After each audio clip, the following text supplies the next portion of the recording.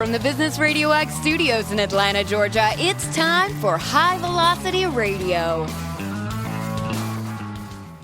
Welcome back to High Velocity Radio. I'm your host, Joshua Kornitsky. I'm a professional implementer of the entrepreneurial operating system. And today I've got a really interesting guest that I spent some time talking with before the show. His name is Patrick Elliott. And Patrick is a fractional chief marketing officer, but he's also a revenue strategist. He's got more than 20 years of experience across sales, marketing, and business growth.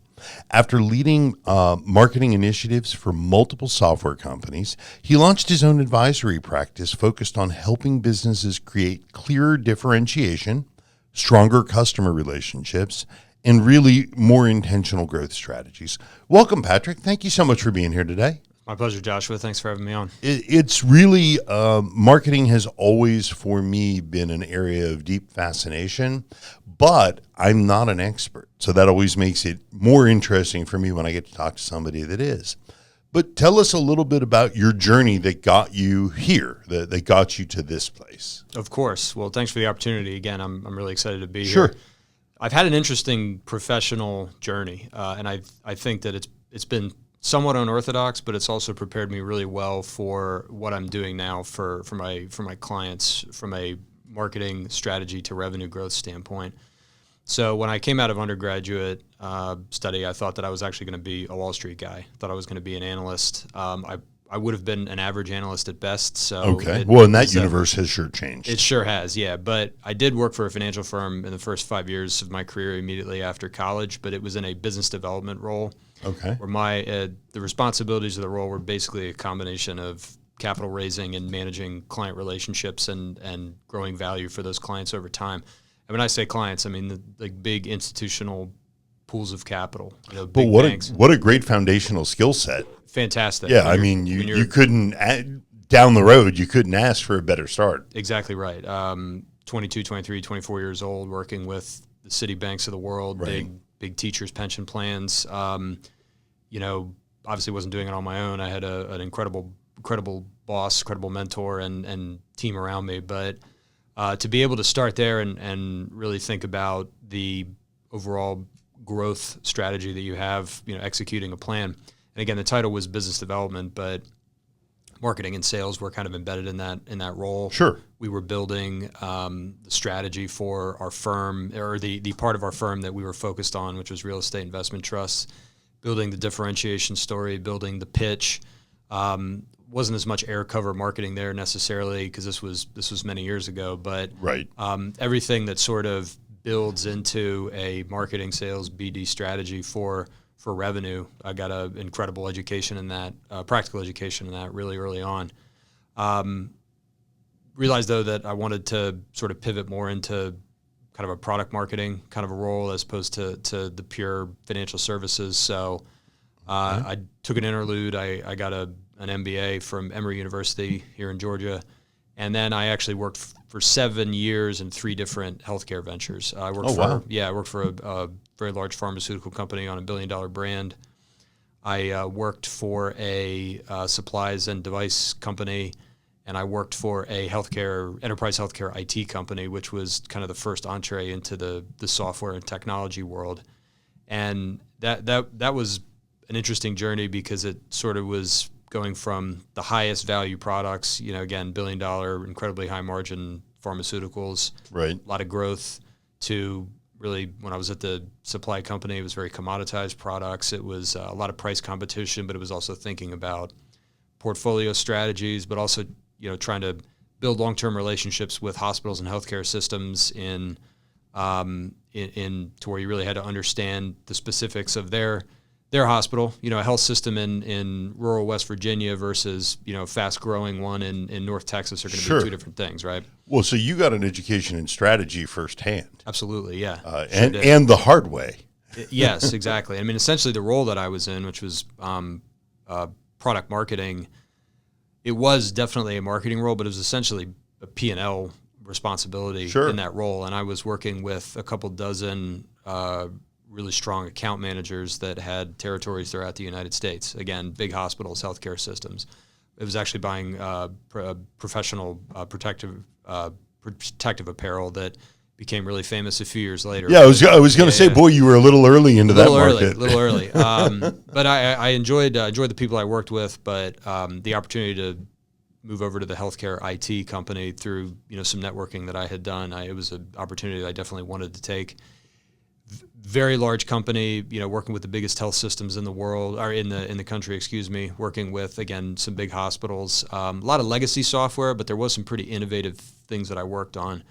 One pretty cool thing that I'll mention that I did work on there was basically as the marketing lead for a joint venture that company had with a big state-level Blue Cross plan out west. Right. And what we were doing there was basically setting up what's called a value-based care initiative where, I'll keep this pretty brief, but it's basically working with primary care providers for value-based care or accountable care where, using some of the technology that our company had, measuring core health outcomes over a long period of time for the core patient population that would be considered at higher risk for chronic illness. Okay. And basically working with those doctors through these tools to, over a long period of time, are you kind of turning down the numbers in a good way that are predictive of chronic issues that become future high-cost acute issues for the health plan. So you still became a data analyst in a way. I had a much smarter a couple of young guys in particular that pop into mind who were A-plus data analysts that were running a lot of that. But from a marketing standpoint, I will say your point is well taken that I think when people think about marketing with a lot of like feelings and messaging and everything, there's hard data that has to go behind the proof points, we would call it, of like, why are we doing this? I mean, you can turn anything into an exercise in analysis of data. The advantage that the size organizations you were working with was at their scale, there is data. Absolutely right. And I do want to ask a question, though, just before we go further along your journey.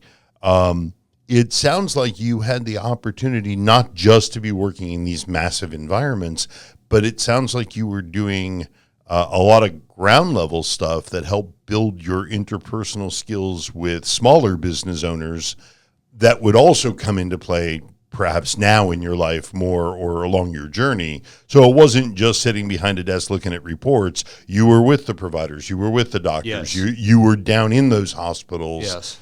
And those are the kinds of things that set that data analyst apart from somebody like yourself, because you've touched the end user, so to speak. So, and you've interacted with them, so you understand their needs in a different way. Exactly right. I think that's spot on. I've been very blessed and fortunate to have been in several of these situations I mentioned where it was large companies with resources, but it's a lot of it's being in the right place at the right time. Of being in, I would almost think of a couple of those instances as like startup environments within a larger organization where you have, again, capital, you have resources, and yeah, I've always been. I know we're going to talk about this a little bit, but the intersection of marketing and sales and being in front of customers.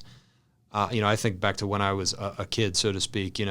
Waiting tables, tending bar. I had an internship between two of my college years, which was it was for a recruiting firm, and it was cold calling and updating databases. And so I've always really, I love being in front of people and just having those conversations. And the examples I've of the post undergrad journey, I've been in doctors' offices in rough areas of Phoenix for the joint venture. I've been in worked through hospital systems, but I've also I've spoken with large financial sales teams, using a translator, not in English. If you go back to the financial days, and I've given presentations to guys who became cabinet secretaries. So wow.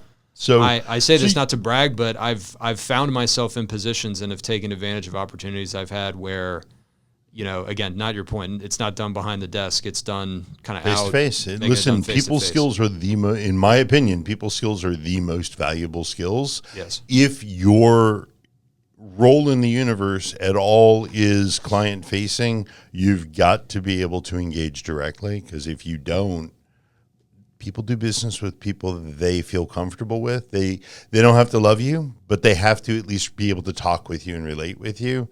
in order to do business with you successfully. Exactly right. And I would say, anybody that's listening to this, if you are in marketing, I don't care if you use Claude every day to write email copy and send that email copy out. That's fine. I'm not ripping on that. But if you're in marketing, you are in a customer-facing role, and you must have that mentality. Absolutely. As you go about your day-to-day.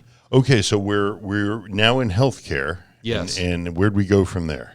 At that time, a couple of years into the working for the healthcare IT company, I really said to myself, I think I'm ready to work for a much smaller company and lead a marketing department for a growth company. And I really do think it was blessing at that time, because this was in early 2019.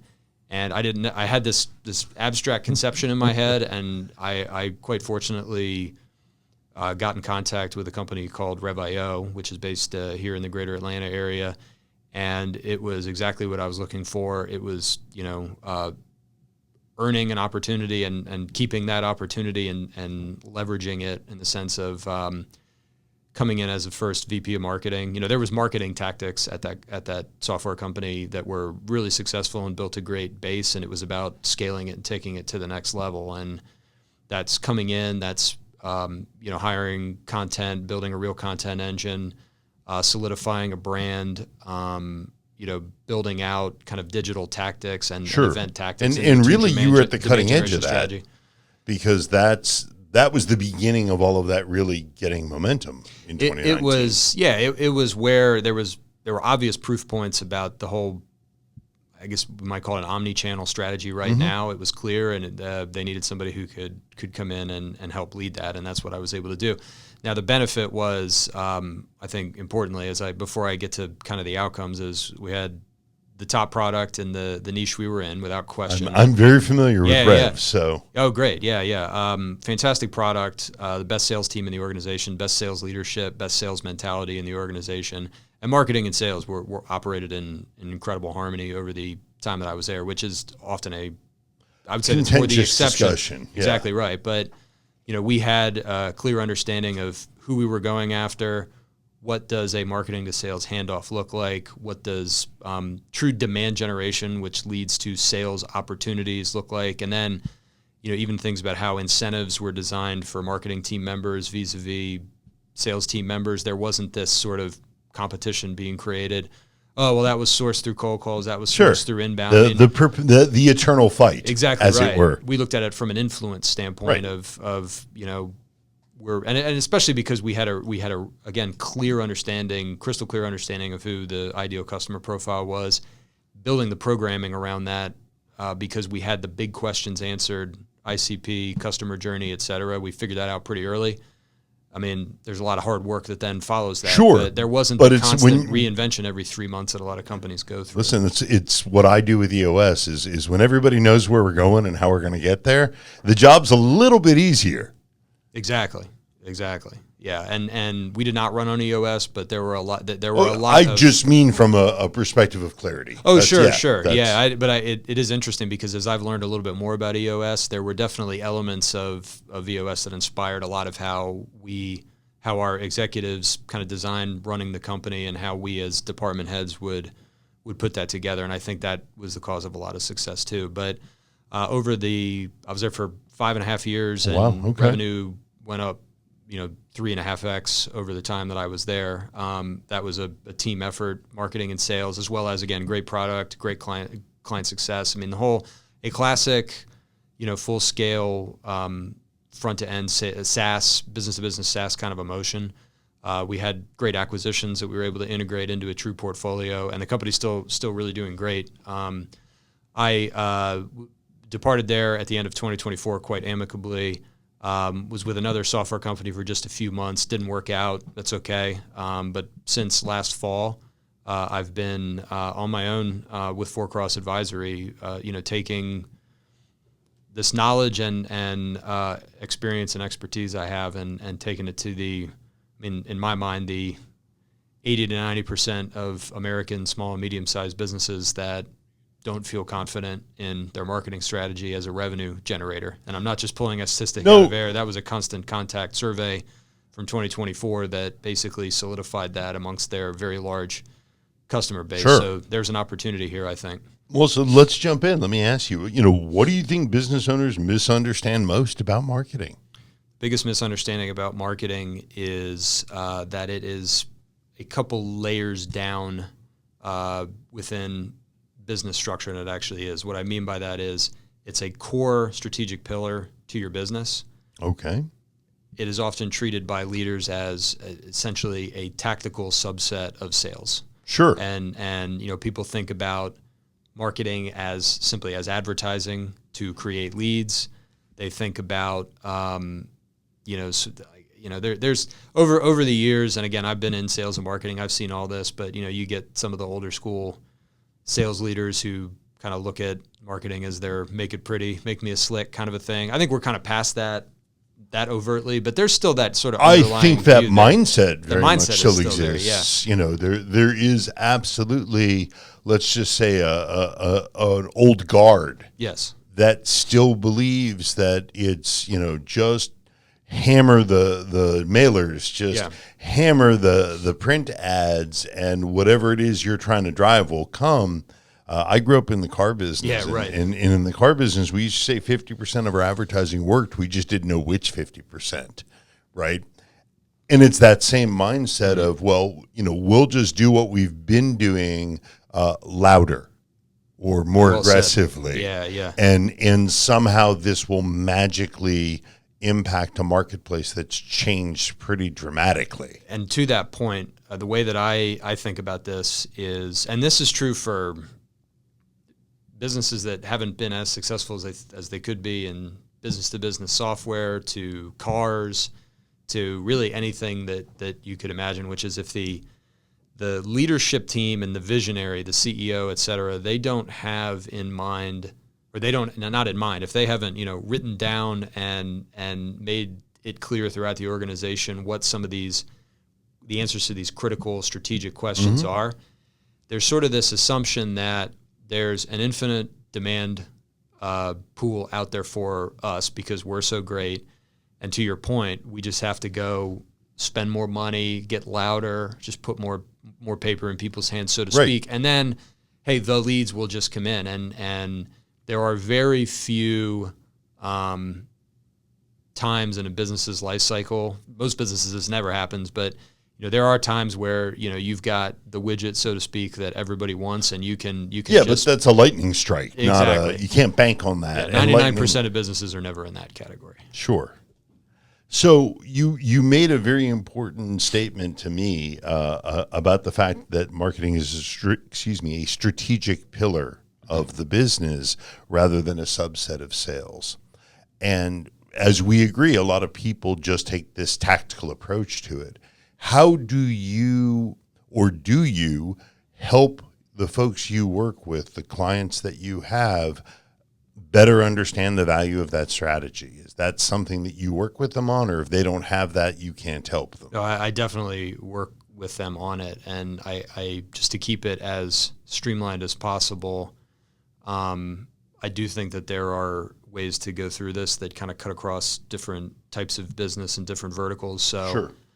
When I mentioned the pillars, marketing, sales, service, and operations is kind of how I think about these four pillars that all work together to basically launch a product, develop a product, market it, sell it, put it in customers' hands, service it over time, and then have a nice, hopefully kind of self-sustaining cycle of being able to do that and growing your business while also effectively serving your customers. So those are kind of the pillar pieces of it. Marketing has a really important responsibility in a business to answer a few key questions that, again, I think cut across every business type. Will you share them with us? I will absolutely share them with you. There's not, the cool thing about this is there's no secret sauce. I don't have anything that's like, you don't have a magic potion? No, I really don't. But I think where I have really positive conversations with CEOs that have a lot on their mind is making this, I don't want to say formulaic, but making it in a way that's really digestible to understand. Sure. I basically have 10 things that I try to do with every customer in engagements that I have with them. Every engagement is not going to treat all 10 of these with the same fervor, depending on how important it is. But Sure. these key questions, or the answers to these key questions, are basically within those things. But it starts with, who is your customer? Who is your ideal customer profile? When I was at Emory for my MBA, I'm going to shout out Professor Ryan Hamilton, who was our intro to marketing professor and has become very prominent academically in that space.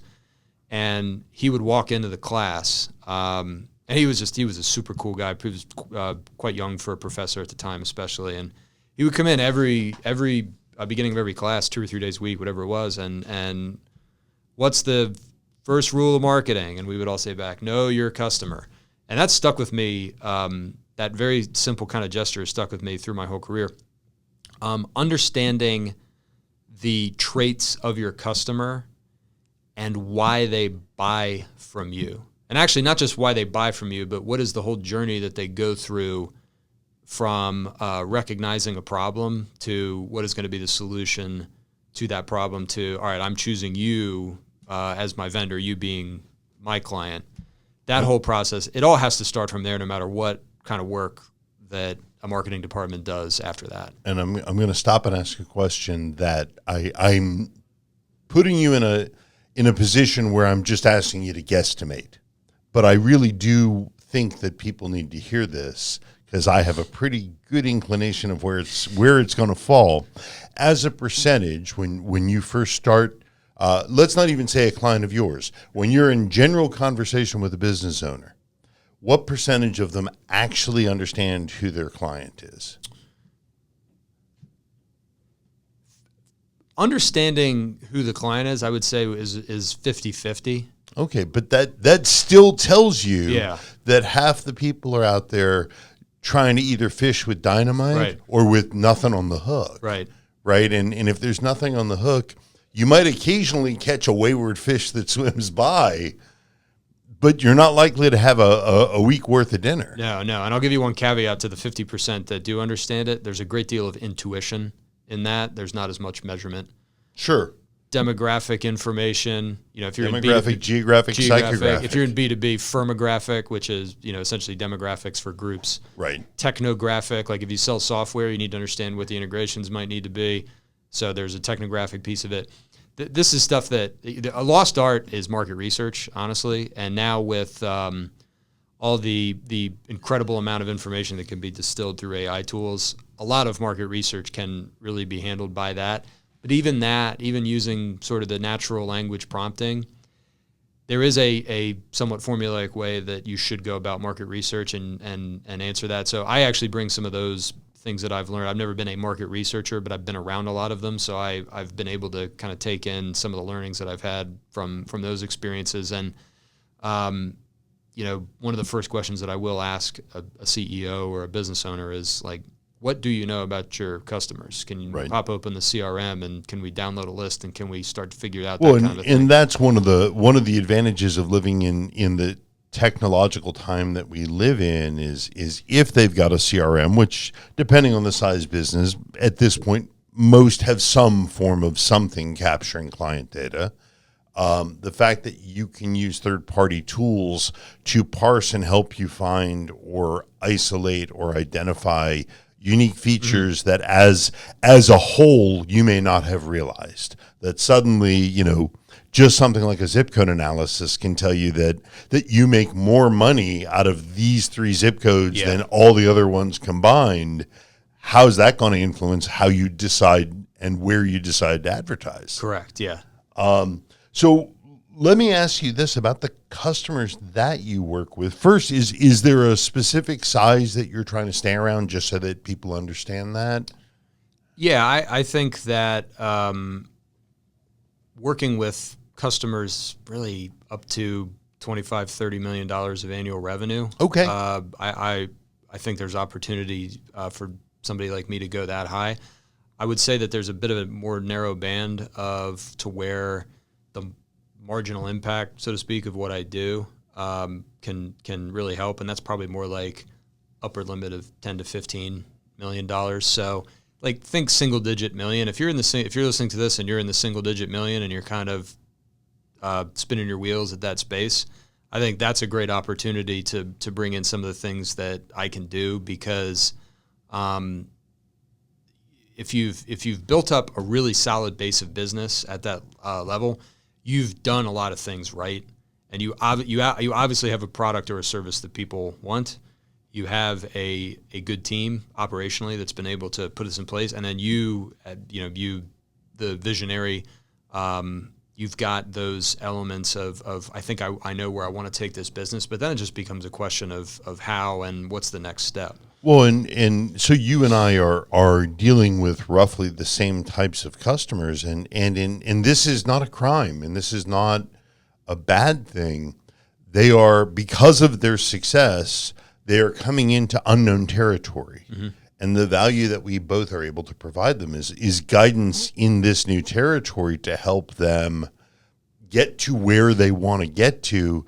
But there is no, you had made the statement before that there's sort of that gut feeling around who their ideal client is. And that's true. Mm-hmm. But based on my own experience, who my ideal client is and who, frankly, my ideal employee is at 5 million is usually pretty different at 10 million. And if you're at 15 million, you are now managing something and leading something that's on a exponentially more difficult and different stage than where you were when everybody could fit around one table at the restaurant. Of course. And the fact that there is no organic growth of your knowledge as a leader or as a founder. Now, you can put yourself back into school. You can certainly hire experts. One of those is much more likely to lead to rapid growth.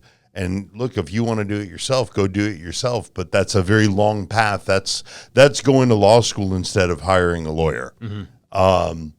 So when you look out into the marketplace today and the types of clients that you're able to help and the folks that you're talking with, are you finding a receptive demeanor? People are looking to harness the skills that you're bringing? Yes, I think there's an appetite for this for sure, because there's kind of a couple different things. The realization of exactly what you said is when you kind of stair step up revenue levels and you get to that next one, and whoa, I have a whole new set of opportunities, but I also have a whole new set of challenges that I wasn't anticipating, or that I wasn't couldn't even know for. existed. Exactly. So anytime you can talk about a different way of approaching one of the elements of your business that is tailored for that new frontier that you're in, I think good CEOs are going to be receptive to that.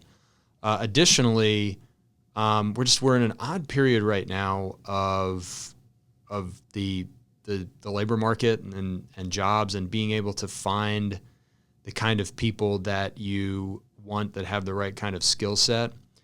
And I think marketing is definitely one of these. And here's why I think that is. Say your CEO, say a services company that has $8 million in revenues, maybe growing 10% a year. They are bringing a couple other things to market. They know that they're going to need pretty concerted multi-year go-to market plans, marketing and sales, to launch these products, expand into new markets, et cetera. They're competing for the top marketing and sales talent with companies that are a bit bigger than them, so they might not be able to, pay top of market wages. Right, they can't buy the they can't talent. buy the talent. And then they will often find that they'll bring in somebody who and give that person the kind of departmental head title, and they have been a killer individual contributor. I know this story. Even a little mentor, where I'm going with this. And they don't have the core experience to really, they don't have the years on them to know how to approach things strategically as opposed to tactically. A great individual contributor without training is almost never a great leader without experience and training, because leadership, with all due respect to those who believe that we are born with certain talents, but to be an effective long-term leader, you need training. You need to work in an environment that fosters the right behaviors, because when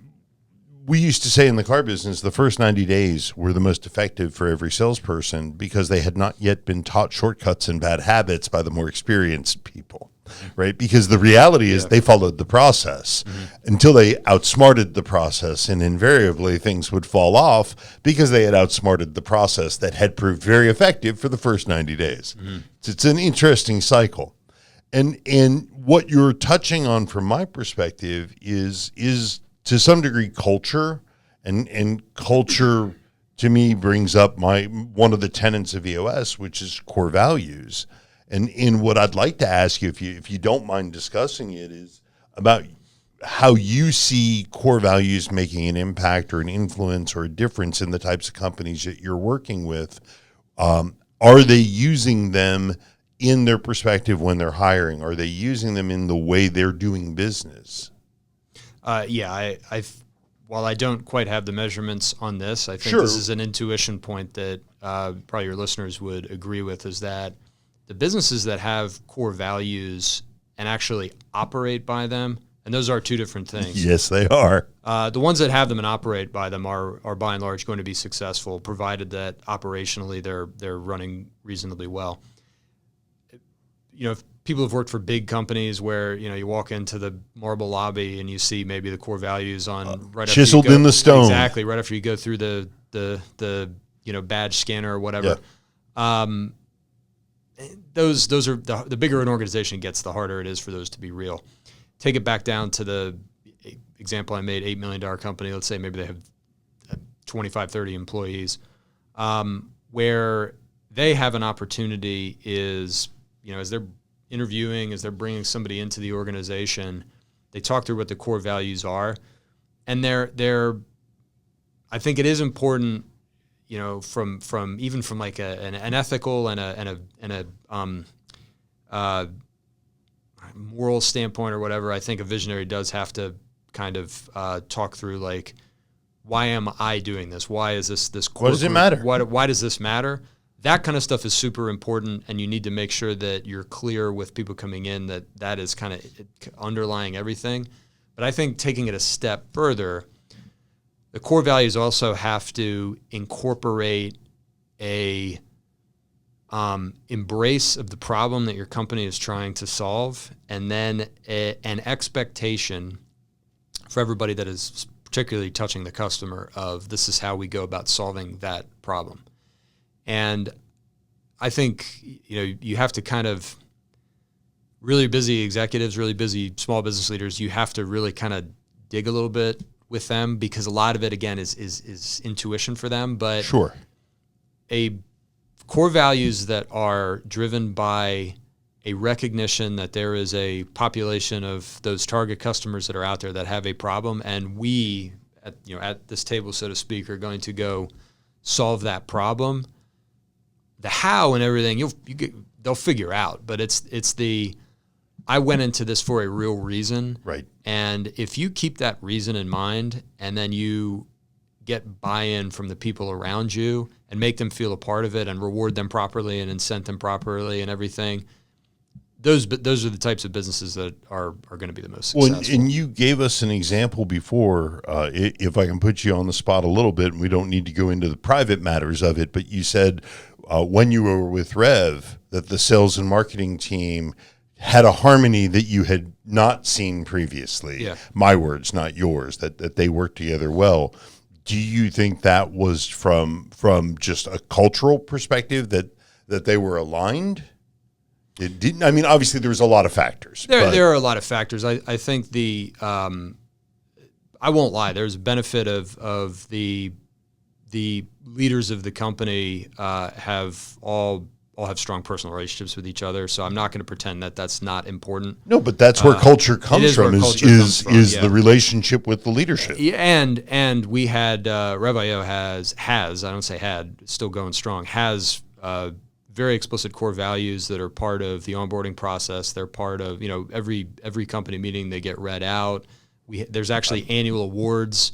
There's 6 core values, and there's annual awards that there's monthly for one employee in the whole company gets the monthly award at the all employee meeting, but then every year 6 awards for the 6 core values, and that's awesome. These are very sought after and huge recognition points for the employees that win them. I would say the other thing, I'm going to go back to kind of the customer orientation with this though. Sure. What was the core customer for Rev.io's software products are small and medium-sized business owners for the most part. Mm-hmm. There's definitely some large, almost enterprise-level customers, but that's their niche. It is the niche. It's billing and customer management and professional services automation software for companies that are that very much consider themselves entrepreneurial, and they solve a specific problem. And our ability to, I think, even build personal relationships with those customers and build that trust with them, and hear the incredible stories. And again, marketing takes case studies. So the awesome stories about how we were here and now we're here, and you guys were a huge big catalyst to right.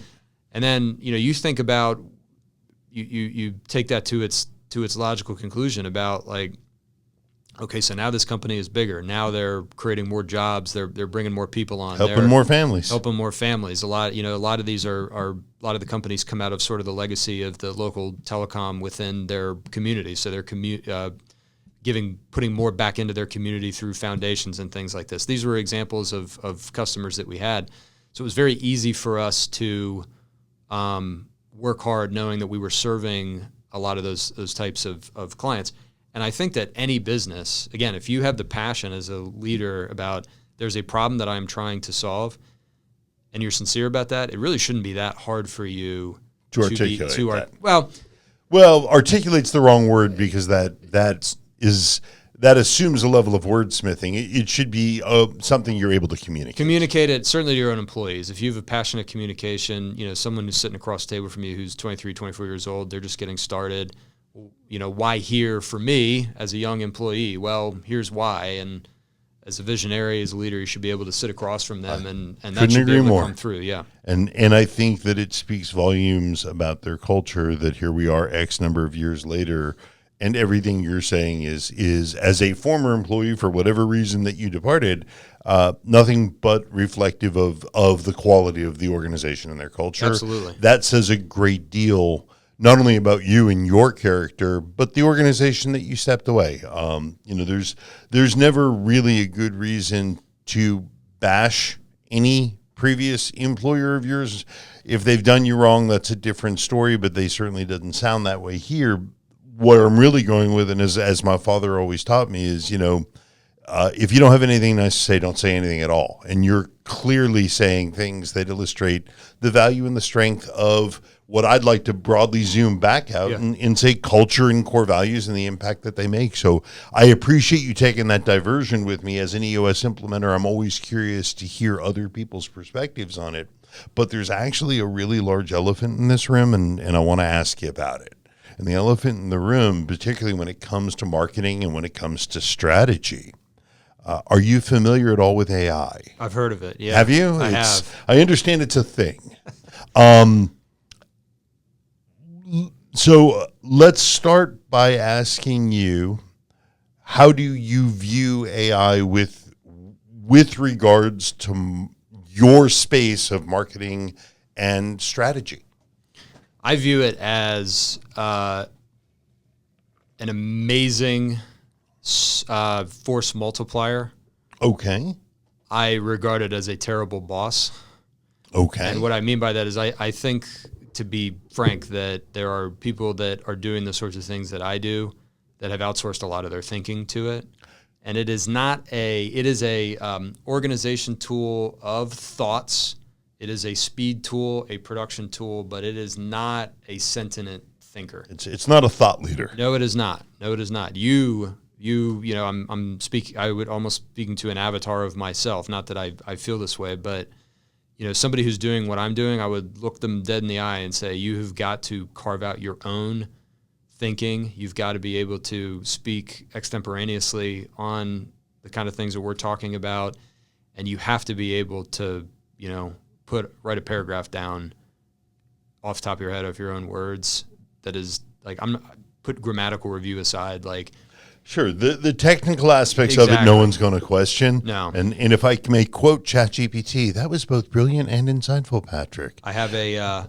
I love the fact that they always kiss your butt just a little bit. There's some well, as a quick aside, there's some pretty funny memes out there of people that have instructed their LLM of choice to not flatter them so much, and they're posting I think they've kind of trained the LLM to insult them to some comedic effect. So that's always, I've seen some of those too. When I transition to a new one, because I'm using 3 different ones for different things, I will have the other ones prepare a brief so I can upload it into the new one.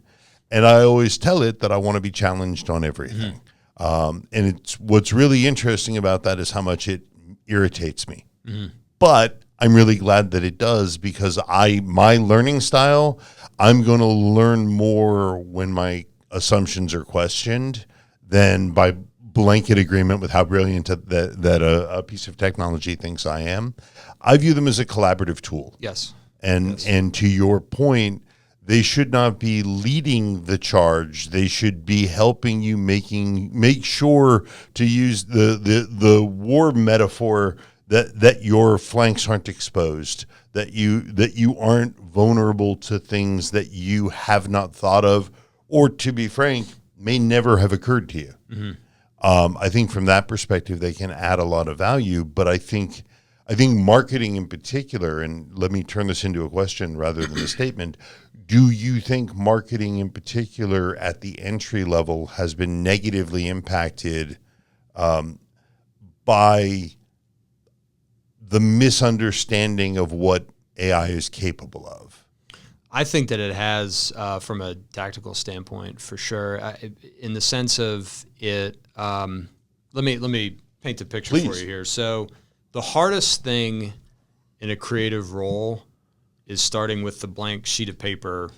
Sometimes literally, if you're brainstorming, but then certainly on your screen, the blank. If it's a Google document, or if you use HubSpot to start writing some emails, is that right here, start writing here kind of a thing. That is the hardest thing, because getting going, once you get going and get in a groove, if you're talented and capable at your job, basically in creative productivity, once you get past that initial writer's block, you're all set. But how long it takes to get through that writer's block can be hard, especially if, there's a pretty well established psychological precept that you have to tell somebody something 7 times for it to really stick. I teach it to my clients. So how does that relate to the marketing communication piece of things? Is that, and I've run into this too. You get fatigued with your own ideas because you feel like you're saying the same thing over and over and over and over again, but somebody out there is going to be seeing it for the first time, even though you've been writing content about this in different flavors for 6 months, because that's the whole point of your value proposition you're trying to communicate.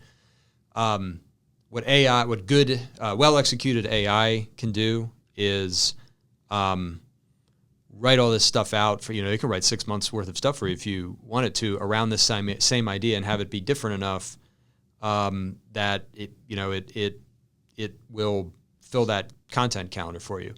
The problem I think that I see people doing is they will just lift and shift right off the LLM, and they will put it into LinkedIn. They will put it into emails. Absolutely, and it's garbage. Well, it can be garbage because it still requires, I presume, a critical eye. It does, and I think that the word differentiation has come up, I think once or twice since we've been talking, and it's easy for me now because I communicate and I observe communications for a living, and to me it's become so obvious now when people have that sort of LLM paragraph bullets, it's not this, it's this. And I really stress to clients, I stress to people that are doing the kind of things that I'm doing, you have to take the extra time to whatever it puts out for you, really take a red pen, so to speak, to it and make sure that it fits how you would say it. And is it saying things in a human enough form? People kind of contrast the AI and the human, but you have to have a certain humanity. And not just that, but you can train AI on your brand voice. Sure. But again, if you have real ownership, especially if you lead a marketing department, the brand voice should be flowing through your head all the time. So you need to be able to put things together that, all right, this is our brand voice. And where the danger of people sort of outsourcing that whole thing to AI is the sameness, the sea of sameness. But then it's also, as things evolve at your company over time and you're kind of just doing the same, input or prompt, output, post, prompt, right. Output, post, it'll just become noise. And many, many companies are doing this right now to their detriment. Well, and you and I talked about it before in a different context, but it still applies, is that need for that human touch. Mm-hmm. And, I take the backwards approach. I will write it myself and then put it in to have it tweaked, because absolutely large language models great at finding a more succinct way to make a statement that may have taken me 3 sentences, it may be able to do in 1, but the idea came from me. And well said. The wording, absolutely. I'm the son of a retired librarian. Words really, really matter. And sometimes you can say the same thing 3 different ways, but one of them really clicks. Right. And that's what I'm always looking for. There's a great book, but also a purchasable LLM. I don't know if you're familiar with Smart Brevity, which was written or created by Axios, and it's a corporate messaging methodology and now tool. I don't subscribe to it, but I've read the book, and that's what it's about. It's this idea of, here's your major headline, the lead, here's your 3 or 4 bullet points, click here if you want to read more. As silly as it sounds, they systemized that kind of approach, and it's a book that I found valuable because in my heart, I'm a writer, so why say with 20 words what I could say with 275? I like to expound, and it keeps my communication. LLMs keep my communication much more concise. I love that example, and I'll give you one more too. There's a consultant named Donald Miller who developed the story brand idea. I've read the book. Yeah. I just, so people know, I use story brand elements as I help build messaging for my clients. I've heard him speak a couple times, and he has this idea of cognitive overload, is how he puts it, and it's basically we all have so many stimuli hitting us at any given time, and obviously there's more stimuli every day, but even just take it down to kind of the biological sense, we're going through every day thinking about, survival, so to speak. What is it that we need to do to keep ourselves going, basically? Right. And if you give somebody a message that is too complicated when they already have all these other thoughts swirling, there is that sort of, okay, a couple of words now, twice as many words. I can't even, I might be able to read the words, but getting from here to here is too much with everything that's happening. And I think that where a lot of advertising agencies and marketers will get a little too clever. Yep. They'll be, they'll fall in love with like the snappy tagline or whatever it is, but it won't explain to people what the product is or what it does. And I put aside actually what the product is and what it does. How does this help me? How does this help me? Again, it's somewhat metaphorical, but how does this help me survive the day, if you will? Right. And that, I think, the brevity idea plus the story brand. I mean, look, there's a reason that B2B websites all are structured the same now. some of that is algorithmically with SEO, but it's also, companies have kind of figured out how we read, how we read and how we absorb the information. And, the problem, the bridge statement, the 3 bullets, and then what's the next step. There's a reason that you see it everywhere because it works. Right.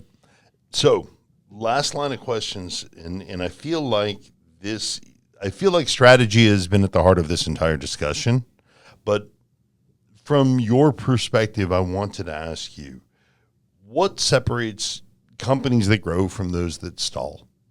Because you're not just helping people with marketing, you're helping people with a broader business strategy, correct? That's right. Because you can't just say for the next 6 months, we're going to do this, wipe your hands and say, see you in 6 months, everything's great. Well, I mentioned earlier that, knowing your customer, knowing that customer's journey is the foundation of everything. Okay, so you might have that down cold. What are you going to do with this knowledge? That's when you start bridging into, building content for that customer to consume, and then demand generation, which is, all right, how do we turn this into leads and more precisely sales opportunities for our sales team to sell? The businesses that are not as successful in the short run are the ones that don't effectively and economically, invest their time and their dollars and their efforts into those channels where that ideal customer is figuring out, what their steps are going to be. They're going to lead them to you as the product or service vendor. So if they don't get that right, meaning like, I love the idea of, putting out a bunch of podcasts or something like that, like digital media. Well, if your target customer is not in a position where they're consuming a lot of digital media, or they're not, you are advertising on within channels that they're not consuming, they're going to miss out. You could be perfect for them, but they're going to miss you in the short run. Right, because if I'm only releasing on VHS, yes, right, and they're all streaming, it could be the most insightful, life-changing information in the world, but it's not in a platform that's accessible. Well, it is, and I understand where you're going with that. I'll even say, like, we talk about like hyper-local businesses, and it's like, oh, it'd be really cool if I could get into like the Spotify, podcast network and start getting picked up on podcasts. Well, what if the only thing that I listen to on AM radio, just as an aside, is the couple local sports channels here in Atlanta. What if I'm the target customer and you actually, AM radio? Yeah, AM radio. Put that on there and they might be able to find you there. Okay, yeah, I'm going to call them. Not understanding kind of in the here and now how to do that is what causes a stall. In the longer run, I think this is also kind of where the whole 2 million to 5 million, 5 to 8, 8 to 10, et cetera. If a good business leader, a good visionary has that, here and now problem for marketing and sales figured out, now we need to start looking at 6 months down the line, 12 months down the line, 100%. 5 years down the line. And that's strategy. That's strategy. Being able to get out of the day-to-day of the business and thinking, all right, how is my customer evolving? How are economic realities evolving? I need to think about, now I'm going far afield of marketing, but supply chain, like all these things where, all right, the context that drives the strategy is changing. I understand that now. And once the strategy needs to now change, then we can figure the downstream marketing stuff out. But you have to constantly be thinking about, what that future looks like for you, because having a lot of success today does not guarantee that you're going to be successful in anything. You could have just the most awesome widget that you saturate the market with, and then, all right, everyone's bought this. You've got a nice drinkware that I can see ahead of me there. Like a lot of these, fancy metal cup companies. You're hard pressed to get new market. Exactly. Well, and the trends change, and all right, we need to think about what the next frontier is going to be. So the companies that kind of become one trick ponies are the ones that aren't thinking about, all right, what if we're so successful that we kind of short circuit our future success? We need to think about what's going to come next. I have my oldest friend worked for Microsoft for 17 years, and he was there during the time that Bill Gates was active CEO. And I asked him once many years ago, because he'd been in meetings with Bill Gates, like, what does he do? And his answer was kind of enlightening. He said he spends all of his time thinking about where Microsoft's going to be in 10 years. Mm-hmm. And at the time, I don't think I understood that, but I do now. And the great irony of Bill Gates, because I come from a technical background, is many, not all, many of his technological visionary statements ended up being more accurate than not. It just wasn't brought to fruition by Microsoft. Many years before the iPad, I was in technology sales selling Microsoft Windows tablets, and they were literally an iPad with Windows that did everything you needed it to do. They just were too early and had too many other issues, but they were out there, and that happens to be the one that I always remember. He had always forecasted that some type of tablet PC would change the world, and it did. It was called the iPad. Right, yeah. And that, you keep using a term that EOS uses as well, Patrick, visionary, and a visionary is best served, usually it's the founder or one of the founders of a company. They are best served when they have the time to look into the future. Instead of being in the business, they get the ability to be on the business. And I think you and I are aligned in that, because Absolutely. the more freedom they have from the day-to-day restrictions, they're not always going to see with 100% accuracy, but they're much more likely to steer the ship in a good direction if they're not encumbered with everything else that's going on. Correct, yeah. I think that's absolutely right. And look, the visionary, if you're a visionary out there, don't feel like you have to do this alone. I mean, surround yourself with strong people where they have their day jobs, where they have to run their departments or what have you. But tap the information or tap the knowledge that they have in their head. Tap the knowledge of the people that are on the front lines working with customers every day too. Kind of work the knowledge back up the organization, if you will, and make sure that, because I talk about, I've said ideal customer profile multiple times, that doesn't stay static either. Gosh, no. Better make sure that you're understanding positive or negative changes that profile is evolving to, that are positive or negative for your business.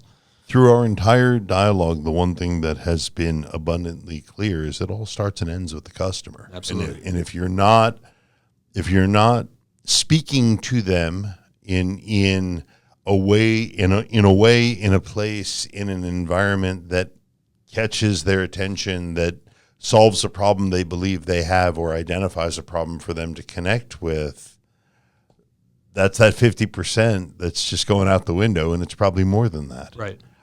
I thoroughly enjoyed our discussion, Patrick. I can't thank you enough. What's the best way for people to get a hold of you if they want to learn more about how you can help them? Absolutely. Well, thanks, Joshua. Thanks for having me. This has been great. Easiest way to learn more about me is to go to my website, www.4crossadvisory.com. And we'll post that. Thank you. And you can email me, patrick@4crossadvisory.com. And I'm sorry, was it spelled out or the number 4? Thank you. It's the spelled out